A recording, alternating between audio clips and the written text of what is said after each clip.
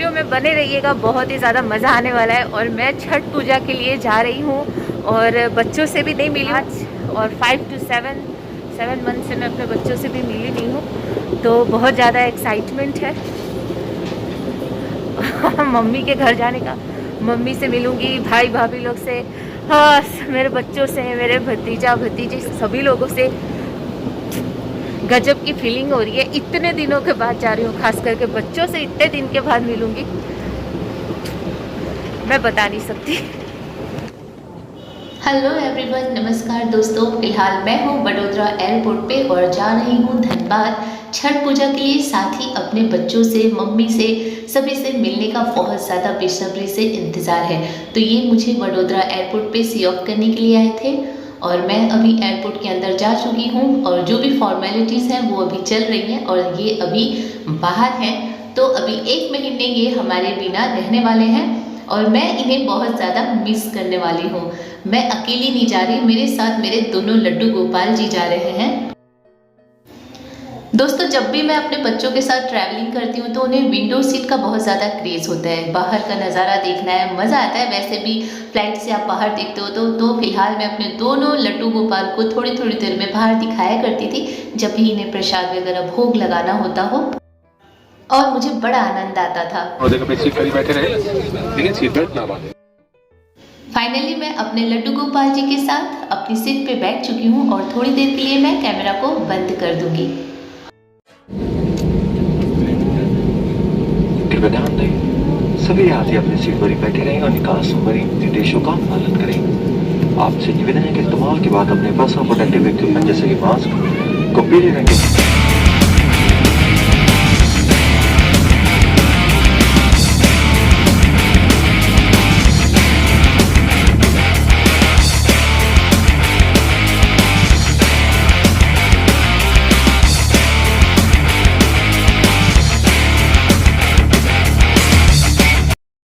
Guys, आज 5 o'clock morning में मेरी वडोदरा टू दिल्ली फ्लाइट थी और दिल्ली टू रांची आई मैं, और रांची फ्लाइट लेट होने के कारण मैंने शताब्दी को मिस किया और फिर गोडा एक्सप्रेस से मैं आई धनबाद। और मैं धनबाद से कब झरिया आ गई मुझे पता ही नहीं चला, क्योंकि इतना खूबसूरत लग रहा था, हर जगह को इतनी अच्छी तरह से डेकोरेट किया गया था। अभी छठ पर्व को लेकर के आप देख सकते हैं चारों तरफ फल, फ्रूट्स और दिया बत्ती, यानी कि छठ में जो जो आपको पूजा के लिए चाहिए होता है वो सब मार्केट लगा हुआ है। दोस्तों, ये देखिए, मैं घर आई और नीचे ही मैंने सैनिटाइज कर लिया था, क्योंकि मुझे पता है बच्चे छोड़ेंगे नहीं, इतने टाइम के बाद अपनी मम्मा को देखेंगे तो सब लिपट ही जाएंगे, मेरी मम्मा भी नहीं छोड़ेंगी। और मेरे बालों में ये देखो मास्क कैसे उलझ गया है, तो मैं अभी इसे निकाल रही हूँ। हाथों को मैंने अच्छी तरह से वॉश कर लिया है और पूरा अच्छी तरह से सैनिटाइज कर दिया है। दोस्तों, इतने दिनों बाद बच्चों को मिल करके तो मैं समझ ही नहीं आ रहा था कि मैं क्या करूं। मीन्स इतनी ज़्यादा मैं एक्साइटेड हो चुकी थी। और हमारे यहाँ पे एक परंपरा है जो अभी तक फॉलो किया जाता है, जब भी मायके लड़की आती है तो उनके पैरों को धुला जाता है। और ये देखिए, मेरी भाभी जैसा कि धो रही है और एक भाभी अभी फटाफट से चाय रख दिया है उसने जा करके। ये देखिए, ऊपर जा रही है चाय रखने के लिए और अभी मैं फटाफट से नहा लूँगी, उसके बाद ढेर सारी मिल करके बातें करेंगे और बहुत बहुत बहुत अच्छा लग रहा है मुझे। गाइज, इतने दिनों के बाद घर का खाना खाने से जो मीन्स मज़ा आता है वो मैं वर्ड्स में नहीं बता सकती। मेरे पहुंचने के दूसरे ही दिन छठ का पहला अर्घ था, जो संध्या में अर्घ दिया जाता है। ढलते हुए सूर्य भगवान को नमन किया जाता है और माँ छठी की पूजा आराधना की जाती है। छठ महापर्व, मतलब मैं बता नहीं सकती, इतनी ज़्यादा फीलिंग्स होती है, इतनी प्योरिटी के साथ, शुद्धता के साथ इस व्रत को किया जाता है। और ये ही एक ऐसा भारत का व्रत है जिसमें 3 दिन का निर्जला उपवास रखा जाता है। गाइस, छठ माता की इतनी कृपा होती है, छठी मैया की, कि हर किसी का व्रत सफल होता है। गाइस, छठ महापर्व को बिहार, झारखंड और उत्तर प्रदेश में मनाने के साथ साथ बंगाल में भी मनाया जाता है। कुछ जगहों पे नेपाल में इस पूजा को की जाती है। छठ महापर्व मॉरिशस में भी मनाया जाता है। स्थानीय निवासियों के साथ साथ जो लोग विदेशों में बस चुके हैं, वहाँ पे भी वो लोग इतने ही श्रद्धा और प्रेम से माँ छठ की पूजा करते हैं, छठ पर्व को मनाते हैं, भगवान सूर्य को ढलते और उगने के समय अर्घ देते हैं और इतने ही प्रेम के साथ इस पर्व को मनाया जाता है।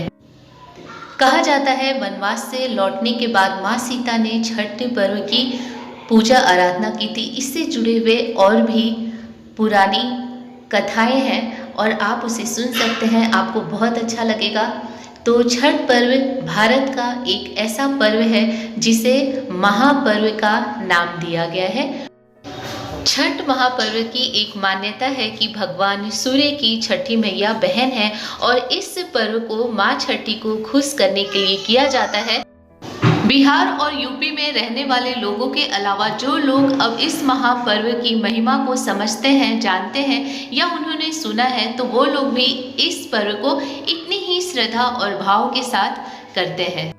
संध्या आरती के बाद जो भी सुहागिनें हैं वो एक दूसरे को सिंदूर लगाती हैं, कुमकुम लगाती हैं और जो भी छोटे हैं, बड़े हैं, उनको भी टीका किया जाता है। और अब इंतज़ार होता है दूसरे दिन उगते हुए सूर्य को जल अर्पित करने का। गाइस, छठ पूजा के प्रसाद की सामग्री के लिए जो भी सामान लेने के लिए जाते हैं वो लोग बिना चप्पल पहने जाते हैं। साफ सफाई का बहुत ज़्यादा ध्यान रखा जाता है। यही एक कारण है कि रसोई में इसका प्रसाद नहीं बनाया जाता। जो लोग प्रसाद बनाते हैं, जो लोग छठ का जो व्रत करते हैं, उनका जो लोग घर के मेंबर साथ देते हैं, उन लोगों को भी अपनी स्वच्छता का बहुत ज़्यादा ख्याल रखना होता है। मान्यता है कि माँ छठी की पूजा आराधना से बड़ा कष्ट भी दूर हो जाता है। किसी कारण से कोई छठ पर्व को करने में असमर्थ है तो जहाँ पे भी छठ हो रहा है वहाँ पे आप अपना अर्जी भगवान सूर्य को लगाने के लिए सूप दे सकते हैं। सूप का छठ पर्व में बहुत ही बड़ा महत्व होता है।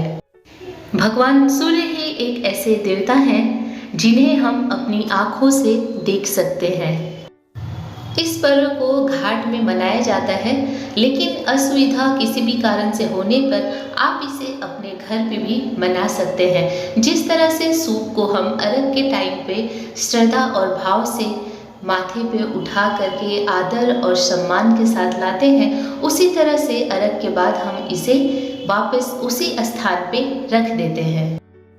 शाम के अर्घ में सूप में जो भी सामग्री रखी गई है उसे अब रात को हटा दिया जाएगा और अच्छी तरह से कहीं पे रख दिया जाएगा और सूप को नए फलों से सजाया जाएगा। फूल माला का भी बहुत बड़ा महत्व होता है। हर एक सूप में एक दिए को रखा जाता है और एक गमछे से कॉटन के तौलिए से इसे ढका जाता है। तो ये जो कॉटन का तौलिया है इसे बिहार यूपी में गमछा कहा जाता है। छठ के प्रसाद में सबसे महत्वपूर्ण प्रसाद होता है ठेकुए का और ठेकुआ छठ का बहुत ही ज़्यादा स्वादिष्ट होता है। कहा जाता है कि अगर छठ का प्रसाद एक टुकड़ा भी आपके मुंह में चला जाता है तो आप धन्य हो जाते हैं। गाइस, अभी रात के 11:30 बज रहे हैं और सुबह में मम्मी और रानी ने मिल करके बहुत सारा ठेकुआ बना लिया है। प्रसाद का जो मेन होता है छठ पूजा में वो है ठेकुआ और ठेकुआ को गुड़ से ही बनाया जाता है क्योंकि गुड़ जो है ना उसे शुद्ध माना जाता है और चीनी को शुद्ध नहीं माना जाता है। तो गुड़ को शुद्ध माना जाता है, इसलिए जो ठेकुआ बनता है वो गुड़ में ही बनाया जाता है। तो मॉर्निंग के टाइम पे बहुत सारा प्रसाद जो सूप में रखना होता है, अभी जो मैंने आपको दिखाया वो सूप और दौरा बोलते हैं, तो वो उसमें सभी जो भी प्रसाद लाते हैं उन सब प्रसाद को सजाया जाता है और उसमें दिया किया जाता है। और जो बर्तिन होती हैं जिन्होंने भी व्रत किया है वो लोग पानी में मीन्स अर्घ देते हैं। पानी में वो लोग ऐसे तो नदी, तालाब, पोखर और गंगा जी घाट पे होता है, लेकिन अभी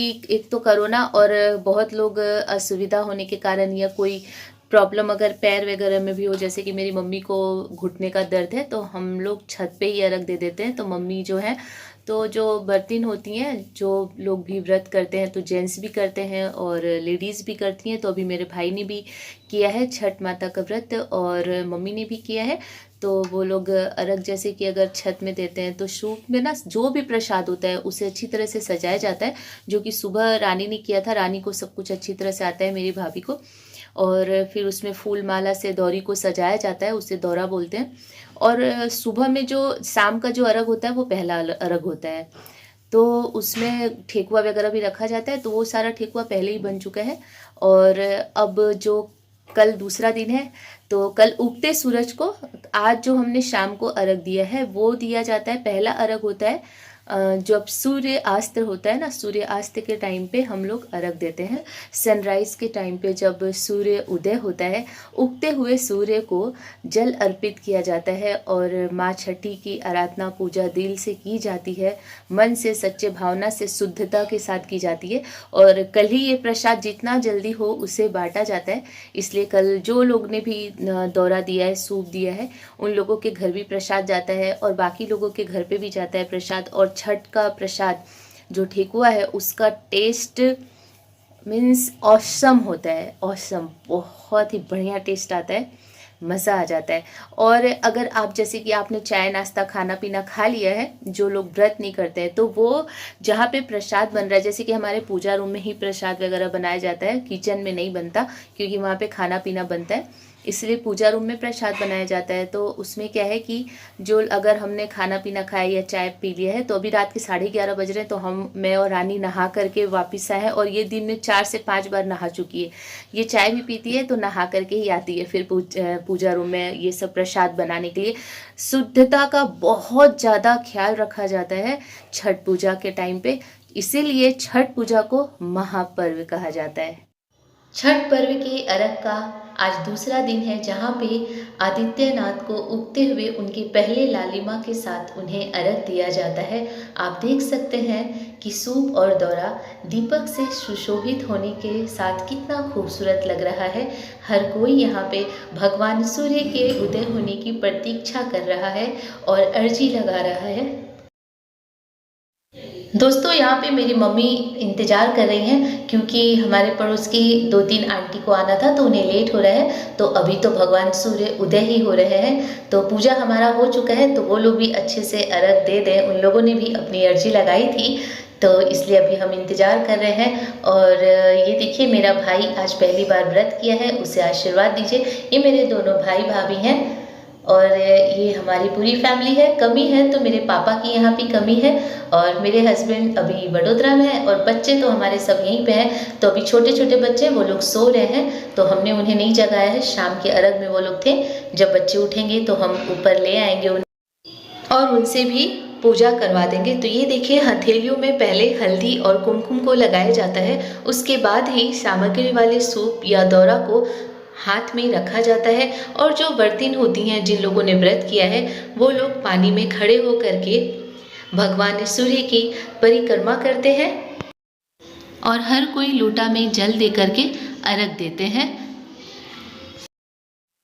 तो अर्घ के दूसरे दिन ही महापर्व छठ की समाप्ति हो जाती है और बस अब समय होता है प्रसाद बांटने का, प्रसाद खाने का। और घर में एक सूनेपन के साथ एक अजीब सी हर किसी के चेहरे पे आपको प्रसन्नता देखने को मिलेगी। छठ में जब सभी लोग इकट्ठा होते हैं, परिवार के लोग और जो हमारे फ्रेंड्स होते हैं, तो पुरानी भी बहुत सारी बातें याद आती हैं और बचपन का छठ भी हमें याद आता है। दीपावली में लिया गया नया कपड़ा हम रख दिया करते थे और उसे छठ में पहनने की बहुत ही ज़्यादा मीन्स उत्सुकता होती थी। छठ पर्व में दिवाली वाला भी माहौल होता है, बहुत सारे पटाखे छोड़े जाते हैं। घाट पे छठ देखने का मज़ा ही कुछ और होता है, वो रौनक बहुत ही अच्छा होता है। वैसे आपके घर पे छत पे जब छठ किया जाता है और घर पे ही सारा कुछ किया जाता है, तो वो भी बहुत ही ज़्यादा आनंददायक होता है। और बस अब यहाँ पे अग्नि को प्रज्वलित किया गया है और हर कोई हवन दे देगा। ये देखिए, अभी हर कोई बारी बारी से हवन दे रहे हैं। दोस्तों, ये पान का पत्ता है और इस पे कपूर को रख करके हम इस तरह से पानी में डाल दिया करते हैं। आपकी जो भी मनोकामना है आप उसे बोल सकते हैं। और ये देखिए, मम्मी अभी सभी को कुमकुम कर रही हैं और मेरी भाभी जो छोटी वाली है वो अब चाय नाश्ता का इंतज़ाम कर रही है। तो अभी हम लोग सुबह सुबह का टाइम है और अच्छी तरह से हमारा पूजा हो चुका है और गर्मा गर्म अब हम चाय पियेंगे और छत पे ही बैठ करके पीने वाले हैं सभी लोग। बहुत ज़्यादा मज़ा आता है सबके साथ सुबह सुबह चाय पीने में। और कुछ हल्का फुल्का सा वो नाश्ता वगैरह कुछ ले करके आएगी। ये देखिए हर कोई मम्मी के पैर को छू रहा है। ये सब कुछ में इतनी ज़्यादा श्रद्धा होती है और प्रेम होता है कि मैं आपको नहीं बता सकती दोस्तों।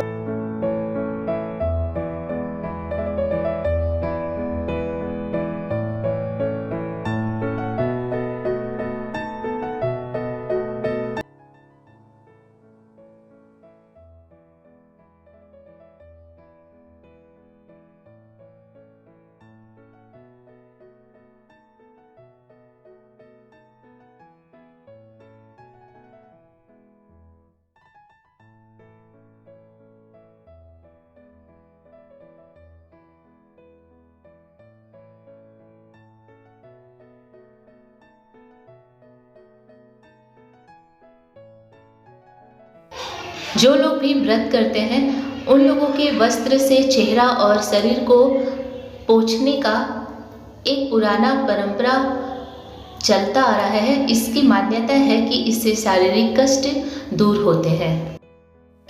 छठ का व्रत लंबा और कठिन होने के कारण इसकी पारण भी अलग अलग जगहों पे अलग अलग तरीकों से किया जाता है। हमारे यहाँ पे काली मिर्च को कूटा जाता है और घी में गुड़ में उसे मिक्स करके खिलाया जाता है ताकि गले में किसी प्रकार का कोई भी परेशानी ना हो। और फिर केला खिलाया जाता है ताकि उन्हें निगलने में 2 दिन के व्रत के बाद कठिनाई ना हो। जो लोग व्रत करते हैं उनके पाँव को धोया जाता है। गाइस, इस तरह से बिहार और झारखंड में, यूपी में छठ पर्व को बनाया जाता है। तो आज छठ पर्व में अर्घ देने का दूसरा दिन है, यानी कि हम उगते हुए सूर्य को अर्घ देंगे और छठी मैया को प्रणाम करेंगे। और आज छठी मैया अपने घर विदा हो जाती हैं।